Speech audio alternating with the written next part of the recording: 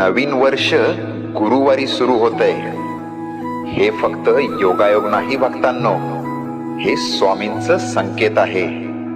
हे नवीन वर्ष तुमच्यासाठी वेगळं आहे, कारण गुरुवार हा गुरुचा दिवस आहे.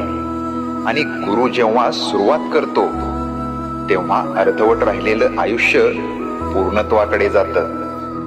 ज्यांना वाटत होतं माझं काही होणारच नाही, त्यांच्यासाठीच हा गुरुवार आहे. दरवाजे जे बंद होते ते आता आवाज करून उघडतील. आता तुझं आयुष्य स्वामींच्या हातात आहे.